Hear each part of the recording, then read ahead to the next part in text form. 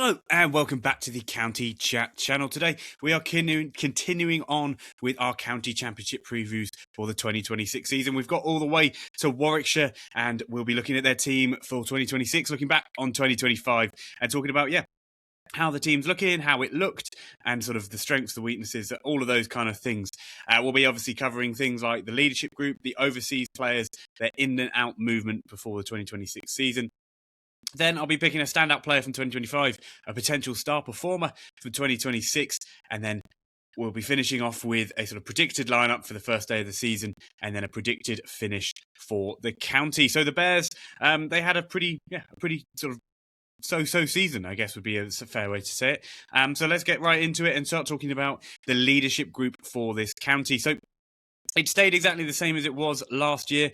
They had Ian Westwood as head coach. I think that was his first year in the role. He'd been second 11 head coach and clearly just has a good way about him. And from all I've heard, kind of well-respected, well-liked head coach.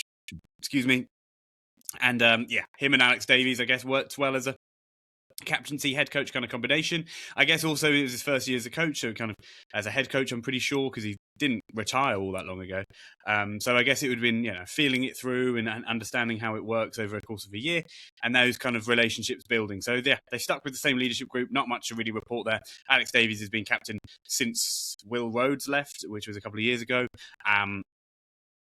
Or maybe even he took over the captaincy before Will Rhodes actually had fully left. Anyway, either way, Alex Davies is the captain in 2026 again.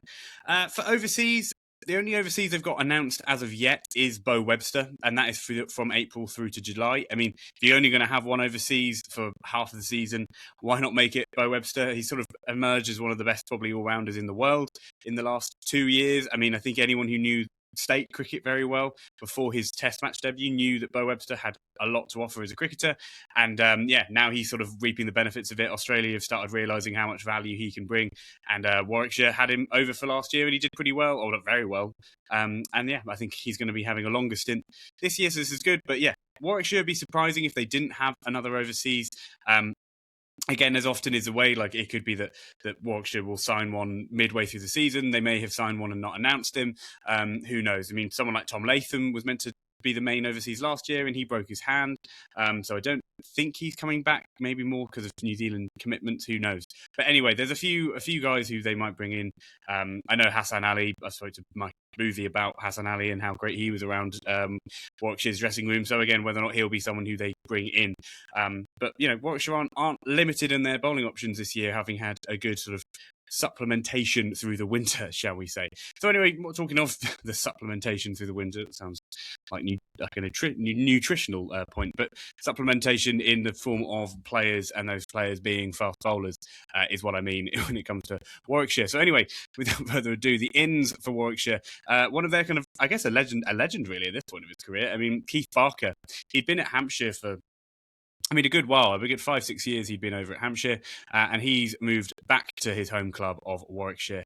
I will presume will be retiring there, whether or not that's this year or in the next few years, because he is nearing the age of 40, Keith Barker. But if you don't know who Keith Barker is, get to know, look it up, his first-class record. He's a wonderful cricketer. Left-arm seam bowler, really does this, is more of a medium pacer at this stage of his career. And then he's a brilliant left-handed batter as well. I mean, I'd say his batting has probably fallen off more than his bowling has, if I was being brutally honest. But the reality is he's still someone who can chip in with a really, really important innings from that sort of 7 or 8, or probably from 6 to 8. I would say he could probably bat fairly comfortably. But if you don't know, he's had six maybe 6 first class hundreds, 6,000, probably 7,000 first class runs, and averaging around 30 something. So he's got a lot to give with the bat, but his bowling is his predominant skill. And again, as I say, sort of at the start of this year. Nathan Gilchrist, they've got over from Kent. Highly touted by England. Not someone maybe who stood out to me as a talent identifier that I am. But again, if England are sort of looking at him and think he can bowl quickly and be repeatable in his action and all those sort of things, why not? I had a Kent fan comment on our Kent preview, which was the first one we did, and sort of said, I'm not really sure what they see in Nathan Gilchrist, the ECB, and I guess by association, Warwickshire. But, at the end of the day, he's 25. He's got already over 100 first-class wickets, averaging around 30. So, there's a kind of basic maths element to that. It's like, that's not a bad cricketer to just have in your locker room. And we'll get onto the team review in a bit. But Warwickshire, to jump ahead, I guess, Warwickshire did struggle with seam bowling last year and keeping people fit. So just having more bowlers who are fit and good bowlers is never a bad thing. So Nathan Gilchrist into the team or into the squad. And again, a good young player as well. I mean, someone who's 25, kind of coming into their prime is what you want when you're signing a cricketer. Now, speaking of, again, another good bowling signing, if you ask me, it's Jordan Thompson, who's come from Yorkshire. I couldn't really understand. We just recorded. I've just done the Yorkshire preview pretty recently. I couldn't really understand the Yorkshire's logic on him going. He's a homegrown Yorkshire cricketer. But whether or not it was more of a case of it, the relationship had just got to a point, and not that anyone had fallen out, but they just kind of, he wanted to play more cricket. They didn't know they could offer that, and he's moved on. But Jordan Thompson is you could almost argue as an all-rounder. I mean, definitely a bowling all-rounder, but he's got that kind of skill with the bat, I guess. And yeah, he's just one of those really feisty, competitive cricketers. And whenever you see him bowl, he's always in it. He's one of those where he sort of he does take wickets. He feels like he's a bit of one of those kind of game-changing, quite galvanising figures. So yeah, big for Warwickshire, I reckon, getting his signature alongside someone like Nathan Gilchrist, because again, that kind of takes Warwickshire's fast bowling unit from last year, which because of injury made it a weakness, I would say, of Warwickshire. And now with all the players sort of back from injury, and you add in these three, and especially Gilchrist and Thompson, just for their age range and the kind of future they'll give Warwickshire, you're all of a sudden looking at Warwickshire's fast bowling depth and going, oh wow, they're one of the best in the county, so out of the county. So it's certainly an interesting one if you ask me, and I think that's put Warwickshire in a really, really good position. Now, speaking of outs, they did get rid of a fast bowler, and I'll speak on him straight away. But Craig Miles went to Gloucestershire. Again, that one was one that made quite a lot of sense to me. Craig Miles has already taken quite a lot of wickets over his career, and I think he's in his early 30s. Again, I think his level had dropped in recent years, and again, he's a really good cricketer, and I expect him to do very well at Gloucestershire. And I guess Gloucestershire really needed some fast bowling themselves. So again, him moving on made sense in some senses. Danny Briggs is going back to Sussex. As a Sussex fan, makes me happy to see it, and he's a good cricketer to have around your teams. Incredibly good white ball cricketer is Danny Briggs, but also, his red ball cricket is something which is underrated, and I think it's something that he's interested in doing more of. And I guess that sometimes, especially with players at this stage of their career, or at Danny Briggs' stage of their career, that's almost as important as anything, is that kind of commitment to wanting to play red ball cricket. So again, he will be probably in and around Sussex's squad, I'm sure. And then Moeen Ali, this has got less relation to the county championship season, really, because he's retired from red ball cricket, but he moved on to play white ball cricket and T20 cricket for Yorkshire, which was just an interesting move. Anyway, we'll get into the bit of the squad list. This is, again, I always say, like, it's possible there's some fallibility in this, because teams sometimes don't update their team squad list, and players might not always be on there, or young players might not always be on there. But again, this is what I could find from Warwickshire.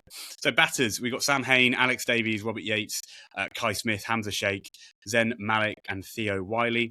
For bowlers, it's Ollie Hannon-Dalby, Ethan Bamber, Jordan Thompson, Nathan Gilchrist, Michael Booth, Jake Lintop, and Taz Ali. And then for all-rounders, you've got Chris Wokes, Keith Barker, Ed Barnard, Bo Webster, Jacob Bethel, if you're going to put him in there, and then Dan Mosley. I mean, I put Jacob Bethel in there as a sort of tongue-in-cheek. He obviously won't be there for the start of the season, but at the end of the day, like, all cricketers want him to play more red ball cricket, and I think the ECB would have to agree that there's no bad thing. He'll obviously play in the test matches for England this year. I think he's supplanted Ollie Pope in that role, so it will be interesting if he does get to be able to sneak some county cricket in, or whether or not with the timings of him coming back to the IPL, he won't be. I'm sure a lot of people will be looking out, and also where Warwickshire might bat him if he did play. So anyway, who knows? Onto the sort of team review for 2025. I say team review 2025. I mean, it's sort of a team review for 2025, and I guess it's all part of this preview looking forward to 2026. I mean, I think it's safe to say you would say that Warwickshire had a mixed 2025. Neither. I don't think anyone who's a fan of the county would say they were either had a majorly positive season, nor would they say they had a majorly negative season. In a phrase, I guess it'd be harsh to say maybe, but Division 1 mediocrity. Now, I could have shortened that and just said they came 5th out of 10 teams. But that, wouldn't have been as many words, and it's the same difference. But I think it was just I realised as I was writing out this script saying like, oh, they had a pretty mediocre year, and I realised, oh, wait, they did actually come 5th. that means they couldn't be more medium. They couldn't be more middle of Division 1. So all of my waffle about that was pointless. Anyway, if you even vaguely understand what I'm getting at there. But all of that aside, Warwickshire and Warwickshire fans would say the same. I think they had really, really great moments, like the unlikely chase at Chesterley Street, the massive chase against Worcester at Edgbaston. They chased down 396 against Worcester. I mean, there's a huge chase. I mean, I knew Bertie, who played in the fixture, and he was just like, the pitch did just get flat, and Warwickshire started scoring runs very, very easily, and they chased down 396. But still, chasing 396, no matter if the pitch got better, is still in the fourth innings an incredibly good effort. So again, bearing in mind they had these two massive chases to win games of cricket, and I think Chesterley Street was something like 340. They did that, and that was much more of like a crazy one. They won by 1 wicket, whereas I think the 396 against Worcester, they only lost about 3 or 4 wickets. I could be wrong there, but anyway, the kind of Chesterley Street one was even more unlikely. But they did these two massive chases, 340 plus chases on day 4, and they were these great unlikely moments, right? But at the end of the day, Warwickshire won 3 matches throughout the season. So these are 2 of the 3 matches they won throughout the whole year. So I think it'd be hard, I'd just be making the point that, like, without these kind of arguably unlikely victories, and especially the one at Chesterley Street, all of a sudden you look at this Warwickshire team and they would have been right at the bottom if it not been for some really excellent performances. And I know that sounds stupid. You're kind of like, well, you can't take away their 2 wins and say, well, they would have been in the relegation battle. But my point being is that's the kind of fine margins. It's like, they could have, in the Chesterley Street win, they could have easily lost that game with 1 wicket to spare. And again, chasing 396, it'd be quite easy to capitulate. So my point being is it's again, the fine margins of the county championship season maybe one is 1 point, but also just like saying that Warwickshire were in this kind of mid-table mediocrity, but they had 2 big wins and unlikely wins, which really made them be in that mid-table kind of mediocrity, to kind of keep using that word. So yeah. Anyway, I think it's an interesting point to where Warwickshire were last year. I think it would be a fair assessment to say they played on plenty of pretty placid pitches, lots of peas. And I think that was partly Edgbaston just often is a great place to bat. I know the first game of the season, Sussex played up at Edgbaston last year, so I watched a lot of it, and it was an absolute road. And this is, again, the start of April. So Edgbaston just often is a good place to bat, just full stop, and especially in the recent sort of Bazball era, it has often been that case of very flat and hard pitches. And, they also just seem to be like Warwickshire, wherever they kind of went away. I mean, I was just looking through their fixture list. There was very few games they played last year, which was low run scores, low run scores. It was a lot of high scoring fixtures and therefore a lot of draws. I think they won 3 matches, and I think they only lost 2. I could be wrong in saying that, and then they might have drawn 9. Let me just check if I've actually got one of those tabs open. If I can't find it instantly, no, I do. Warwickshire, 3 wins, 2 draws. No, 3 wins, 2 losses. 9 draws. So yeah, it would be safe to say they drew a lot. I don't think I'm not making any shots at any of their pitches or anything like that. It was just a case of like how their sort of season figured out.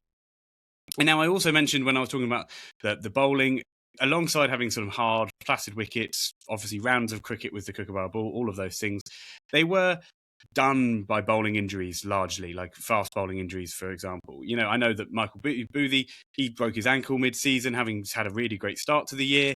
I know, Chris Rushworth, who's just retired this year, but Chris Rushworth, he had I think he had like a game where he did well and then got injured, did a calf, and then that was kind of doing that for the rest of the year.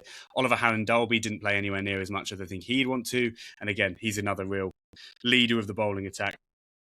And I think I said it last year about them in a preview, I was saying there's a lot of reliance last year. There was a lot of reliance last year on Rushworth and Hallen-Dalby doing well. And if those 2 had done well and stayed fit all year, you would be looking at Warwickshire as kind of challenging the top half of the table. And then players like Boothie and other bowlers in their team last year, like Ethan Bamber, could be these really good 3rd and 4th seamers to support around them. Before you knew it, Ethan Bamber was like the main seamer, and there was not really much else around him other than when Boothie was fit, or other than when Oliver Hallen-Dalby was fit. So it was a funny situation that they kind of ended up being in. Shaping up into the 2026 season, I think that, as I've mentioned, they've kind of sorted that with also players in. But someone I've not mentioned yet, other than in the reading the squad list in, is that following the international retirement of Chris Woakes, they've kind of got like an ace in the chamber. I mean, Chris Woakes, it's hardly if he retired at a state, especially playing in English conditions, where he wasn't a serviceable test match bowler.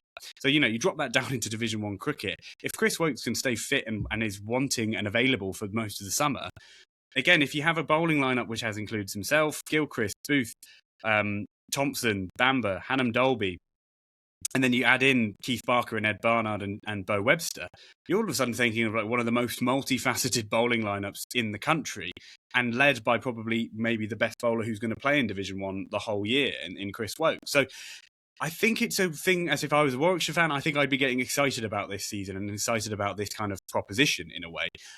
Because Chris Woakes being the leader of your bowling attack, it's in the same way that when, Sir Alistair Cook retired from international cricket, and then Essex just had for 4 years a world-class opening batter as Essex's opening batter. It's like, you'll take that. And Chris Woakes might not stay around for the same amount of time as Cook did, but even 2-3 years now of Chris Woakes being your lead bowler for Warwickshire, and being able to again work with all of these young bowlers, because again, Chris Woakes always comes across incredibly well, but from what I've heard of him, he's incredibly generous with his knowledge. He's a really great coach and really good at explaining things to young bowlers. And again, they've just signed Nathan Gilchrist. They've had Boothie. They have Chase Simmons. They have a lot of, young cricketers. These kind of young cricketers can really be moulded by Chris Woakes and helped by Chris Woakes. And again, also just seeing him operate. These people can be silently helpful just because of the nature of how well they train and all of those sort of things that are often talked about.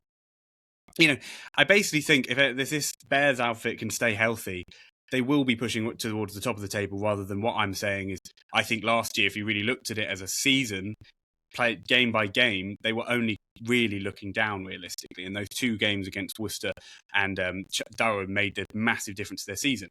And needless to say, those 2 teams did also get relegated. So it's as much as it's harsh to say because you have to beat the teams that you beat, but if you see what I mean, the kind of 2 teams they did beat were the 2 relegated teams, and now, if they nothing changed, you'd be still looking like, Warwickshire looking down. But I think because a lot has changed and they've signed really well, I would say Warwickshire should be looking towards the top. And I really think, the signings of people like Keith Barker and Nathan Gilchrist are really, really good signs of that kind of thing. And Jordan Thompson, as I mentioned earlier. Anyway, that is all for the team review. I think it's an interesting situation that Warwickshire are in. They kind of finished mid-table, as mid-table as you can get, as I mentioned. And then sort of from there, you kind of either go one or 2 ways, I guess, isn't it? You can either go up or you can go down. And I see Warwickshire possibly being a team to start going up. Now, we're on to standout player and potential star performer from standout player from 2025 and then the potential star performer for 2026. The standout player, I think, was probably one of the, again, I often feel like I say this, but probably one of the more no-brainer ones of the whole, of any of the counties. It's Ed Barnard. He scored 922 runs at an average of 54 last year, played in all 14 matches, 300s, 450s, strike rate at 62.67. Just a brilliant year, right? And then, that as a batter alone would be an incredibly impressive season. The reality is that, as I was mentioning with the bowling injuries, Ed Barnard ended up having to bowl a lot of overs, and probably more than he would have expected going into the year. And 29 wickets, an average of 37, an economy of 3.49 is not a brilliant year with the ball. But again, when I mentioned the fact that they were playing on these, I would say, very hard to bowl on placid wickets, his just ability to kind of be able to bowl overs, but he was also threatening a lot of the time. And I think a lot of these bowlers who Warwickshire have, who maybe have slightly inflated averages, if you will, and Oliver Hannam Dolby is one of them. But, I think it's also, you've got to give them credit, is that what some of the pitches they were bowling on. And this is the same for a lot of county cricketers last year, don't get me wrong. There was a lot of mid-season, mid-round action, which was just, I played on, quite frankly, quite placid wickets, often with kookaburra balls, and it just didn't work that well at points. And there was a lot of sort of inflated scores in certain innings. So anyway, the standout player for 2025 is Ed Barnard. Brilliant year with the bat, 900 runs with the bat, and then 30-something wickets with the ball. Even still with the slightly inflated average, you'll take that every day of the week from your all-rounder. And now they've kind of got 2 other all-rounders to pair with him, with Bo Webster and Keith Barker. But again, Ed Barnard to me, and maybe it's just a connection because I had him in a cricket captain save for a really long time. But Ed Barnard is like to me the kind of what you want from an all-rounder in county cricket. He could be one of your four-seam bowlers. He could be one of your top 5 batters. And it is a very hard thing to get, and you can't almost put enough value on that. And then, funny enough, as I was just mentioning, Keith Barker's has been that throughout his career, and you'd also say Bo Webster is probably that right now in his career. So it's a funny, interesting situation that Warwickshire have kind of got world-class all-rounders, for lack of for a bit of a hyperbolic phrase. But anyway, standout player Ed Barnard for 2025. Now, potential star performer, was trying to convince myself of another cricketer, and you can probably know where I'm going with this if you've watched the interview with him. He's a friend of mine from university, but I do think in just a pure cricketing sense, taking away the fact that I know him as a bloke, Michael Booth is a good shout for the potential star performer for 2026. He was, as I mentioned, he had a really, really good year at the start of last year, then broke his ankle quite suddenly and quite shockingly, I guess, in a way. But yeah, in his 7 matches, and he did come back at the end of the season as well. But he played 7 matches, bowled 178 overs, 24 wickets, an average of 27, an economy at 3.73. He got Harry Brook out as an absolute seed. I think his sort of ceiling is really, really high as a bowler. And he's also, a serviceable batter. And, I think his batting will just only continue to improve. He got a 58 not out last year. But, his batting figures in general weren't probably anything to write home about. But yeah, at the end of the day, Boothie can bowl up, towards those 85 sort of mile an hour zones. And yeah, he's a really motivated cricketer, really, really willing to learn. And as I mentioned, I just don't see how adding players like Keith Barker, Chris Wokes, players of this ilk to his kind of circle won't only help his all-round capability, but also more specifically his main skill of fast bowling. With someone like Chris Wokes, who's just a bit of a no-brainer. So my potential star performer, a little bit of homer bias there with the Dingoes hat on, but is Michael Booth for 2026. Now, we'll get on to a bit of screen sharing now and talking about the statistics from 2025 and just sort of looking if there's anything we can notice and any trends throughout the season. So here's the batting. So as I mentioned, Ed Barnard had just a ridiculously good year, 922 runs, average of 54. Tom Latham came over, not as much of the season as they would have liked him to because he broke his hand, unfortunately, out in New Zealand just before coming out. But 485 runs at an average of 53. I mean, it's what you want from an overseas cricketer.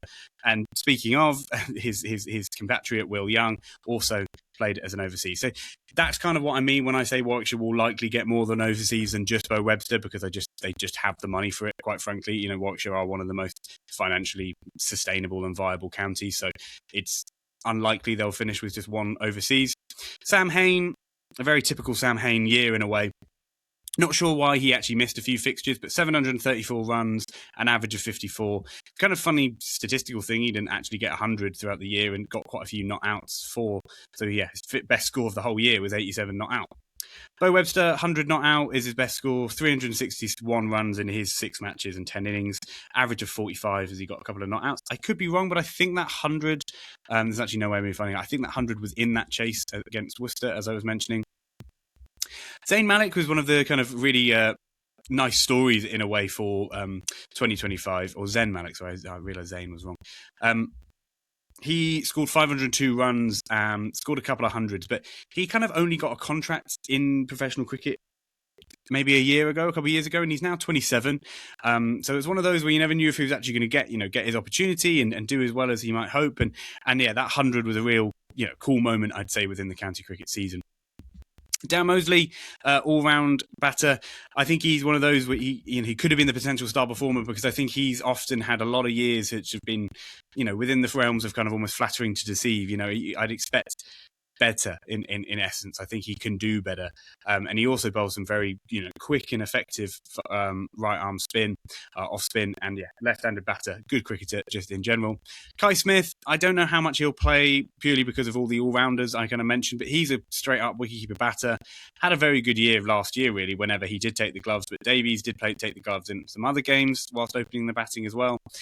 So Kai Smith, it'll be interesting to see how much sort of Alex Davies is giving the keeping duties over to him for the whole of this year as well. Now we get to the openers, who are actually next to each other, pretty identical seasons in a way, really. The only difference, and an average slightly higher for Yates. But again, as I say, both, as I'm about to say, both down years, quite frankly. I think for the standard of opening bats that these two are, I think both of them would be looking for averages closer to 40 and run totals closer to 1,000, quite frankly, or closer to 800, 850, really, because at the end of the day, that's still a very, very good year. I think I named them as one of the best opening partnerships before the year last year, and I still sort of believe that. I still believe in these two cricketers. They're both excellent cricketers. And I didn't really not clock that they had seasons which maybe were slightly underneath their par. But again, at the end of the day, under par season where you get 674 runs and 650 from your two openers, it kind of proves the sort of the level of talent that they're at. Is that I'm looking at that as a bad year in a way. As I mentioned, Boothie, a decent-ish year with the bat as well. But Ethan Bamber surprised me with the bat, scored 100. I think he must have been a night watchmaning when he got that 100. But that was a cool moment because he's not seen as I wouldn't say he's seen as a bowling all-rounder, Ethan Bamber. He could definitely hold the bat, and obviously him scoring a first-class 100 proves that. Anyway, moving on to the bowling, and I was right. Yeah, Chris Washworth did have a couple of matches in which he did ridiculously well. The issue was he just couldn't stay fit, and he has now retired from professional cricket. Chris Wokes, his one match, ridiculously good. Bo Webster did very well over the period of time he was there. I assume he bowled more of his medium pace, but at the end of the day, Bo Webster bowls very, very effective offies as well. So whether or not he was doing a bit of both throughout the season, very likely. As I mentioned, Michael Booth there, 24 wickets, average of 27. Good year for Boothie, but I think he'll be looking for a bigger year this year and staying hopefully fit for the whole year. Nathan Gilchrist did come over for loan for a bit for Warwickshire, and that gets him 10 wickets at an average of 28. Pretty good going. Ethan Bamber, as I mentioned, kind of the heaviest workload of any of the bowlers, and he had to really shoulder a lot of burden. And he did really, really well. I'd say almost, again, that average, I would say, is deceiving. I think he had a better year than that would suggest. But the reality of it is that they were playing, again, on some fairly flat wickets at Edgbaston and around the country. And then, Barnard, I said 30-odd wickets earlier, 29 wickets, but, you get the idea. Average of 37, decent enough, if you would say. And then, a few lads in and around Taz Ali there with some leggies, I think. Rob Yates bowling some off spin. And Oliver Handon-Dolby, I actually kind of thought he'd played less, to be honest. And I think that kind of shows why, because he was probably the most harshly done by don't think he bowled all that badly all year, but was often bowling on some very flat wickets where at the end of the day, if you're a medium pace bowler who relies a lot on accuracy and keeping it tight, if the wicket's not giving you much, it's a difficult one. I still see Oliver Handon-Dolby has plenty in the tank, and I think his economy being beneath 3 kind of proves that. There is sometimes some variation in average, but an average of 75.9, you do have to keep an eye out and go, ooh, that's not ideal from Handon-Dolby. So it'd be an interesting one to sort of see if that continues as a trend, him sort of struggling to take wickets maybe at the same rate he used to, because strike rate of, I believe that's the strike rate at 152. Yeah, strike rate at 152 is not great, unfortunately, for Handon-Dolby. Fernando similarly came over and had a pretty ineffective go of it. Handon-Dolby, again, I see him having a bigger year this year for sure, but it's, again, a trend that is probably worth paying attention to maybe as Warwickshire fans. Now, we'll do one more bit of screen sharing, and that is for the potential first day lineup as well as the predicted finish for 2026. So without further ado, here it is. So the predicted first day lineup for 2026. So I've gone with Alex Davies taking the gloves and him opening the batting up here with Rob Yates. I think that's just a bit of a no-brainer, those two opening. I think the thing is whether or not Davies actually goes with the keeping gloves, and that then would throw a lot of things out of whack in a sense, because I think if he were not to take the gloves, you'd have to fit Kai Smith in here somewhere in around that 7 role. You'd probably have to drop Zen Malik, unfortunately, and maybe move everyone up. And personally, I think someone who's like Bo Webster is easily good enough to bat at 3. So, they could do exactly that. Put Kai Smith at 7, shift everyone up 1, whilst just moving Bo Webster up to 3 and dropping Zen Malik. That's a possibility. Or, Sam Hain's always been a 4, but again, technically, I don't see why he couldn't be a 3. Whether or not some more of a psychological Joe Root kind of thing where he just prefers 4. Ed Barnard, as I mentioned, excellent all-rounder, not really going to get much better from your number 6. Keith Barker, I've snuck in at 7 because I sort of have too much respect for him not to put him in the first day lineup, and maybe that's kind of true of Oliver Handon-Dolby as well, because I think there'd be a fair argument to suggest Nathan Gilchrist probably should be in that role instead of Oliver Handon-Dolby, but For now, I've got Hannah Dalby in the team. Sorry, I'm sort of jumping around here. So Ed Barnard 6, Keith Barker 7, Chris Wokes in at 8. Again, perfect sort of spot for him. And again, he'll just be leading that bowling lineup, and I have a lot of confidence in that. I've got Michael Booth. I've got him snuck in here in the 9. A great year. It's a bit low down for him batting, really, and probably the same for Ethan Bamber. Ethan Bamber's probably better than a 10. But again, a good problem to have as a county. But yeah, as I mentioned with Boothie, I think a full year or near enough full year would be a great thing for him at this stage of his career. Ethan Bamber, again, really respectable, really, you know what you're going to get. Very repeatable, very consistent. And then, yeah, Oliver Hammond Derby, we're looking for sort of a big bounce back year from a poor 2025, quite frankly, in the county championship for a bowler of his standards. Dan Mosley, I think, again, kind of more context dependent. When Bo Webster goes, he'll play almost always because, again, a batting all-rounder who bowls spin. Bo Webster obviously also bowls medium pace, but Bo Webster is just, what Dan Mosley could ever hope to try and end up being as a red ball cricketer kind of is what Bo Webster is. So I can sort of see they kind of block each other off within a lineup unless you were going to go spin heavy. But again, start of the year in England, you very rarely go spin heavy. As I mentioned, Kai Smith is much more to do with if Alex Davies can be asked to keep. At the end of the day, opening the batting, captaining, and being a wicketkeeper is a lot of responsibility for anyone. So I can totally understand if Alex Davies goes, sorry, Zen Malik, we're going to go Kai Smith at 7, shift everyone up 1, and do whatever they do at 3. And then, lastly, Nathan Gilchrist, as I mentioned, I think if you were being really cutthroat and, harsh about it, I think you'd probably have get Nathan Gilchrist in instead of Hannah Dalby. But Gilchrist will obviously play a lot of cricket this summer. And I think, Warwickshire really do look at him in a very high up sense.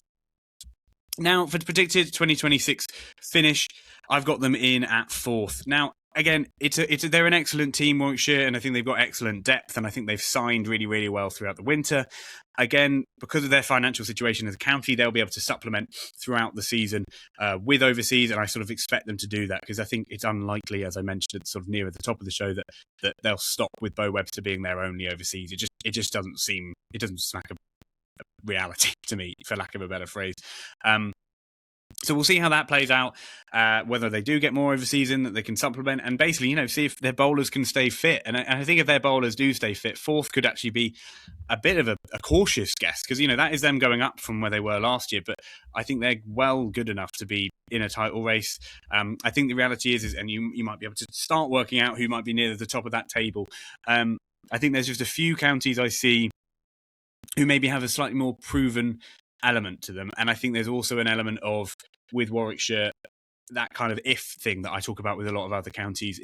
Often if I'm thinking about their season and I think a lot about them being a lot of ifs and like if certain things go wrong or right, that's a lot of chance and therefore you should maybe devalue a team that has a lot of ifs. But at the end of the day, if Warwickshire can keep that bowling lineup fit, there is zero reason why Warwickshire can't win the county championship this season. And I think it's a big thing to say for a county that kind of haven't been in and around that conversation since they won it in that kind of COVID year. I mean, it would be safe to say it probably wasn't quite the county championship title that is the other ones that have been won in the most, the last 5 years.